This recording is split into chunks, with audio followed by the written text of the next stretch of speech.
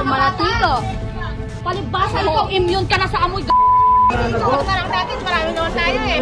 Gigil na gigil ang mga residente ng Barangay Santa Rita, Capas, Tarlac dahil sa nakasusulasok na amoy na 1 taon na raw nilang tinitiis. Trabaho po talaga, hindi na po kaya.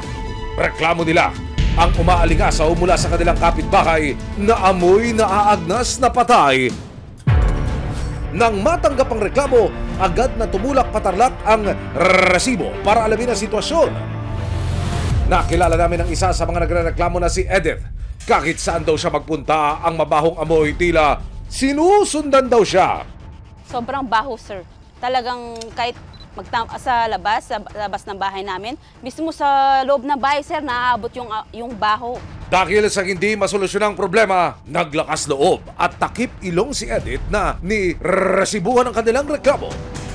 Ayan, guys, sobrang dami pong karne. Nag-vlog kami para mapaabot sa pinakamataas itong vlog namin. Kaya nga ito, nadinig ng GMA itong aming vlog.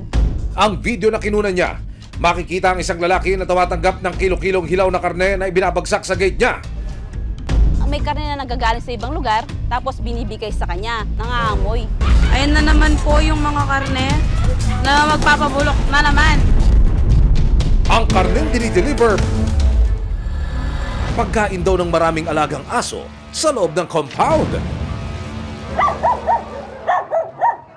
Taong 2024 daw, nang dumating sa lugar ang kanilang kapitbahay, bitbit ang hindi bababa sa 30 aso. Nung una, okay pa yon, di pa na masyado naaamoy. Hanggang padami ng padami, hanggang siguro nasa 130 plus na aso yung nasa bahay niya ngayon, sir. Kaya sobrang baho na po. Maraming salamat sa panonood, mga kapuso. Para masundan ang mga reklamong nasolusyonan ng resibo, mag-subscribe lamang sa GMA Public Affairs YouTube channel.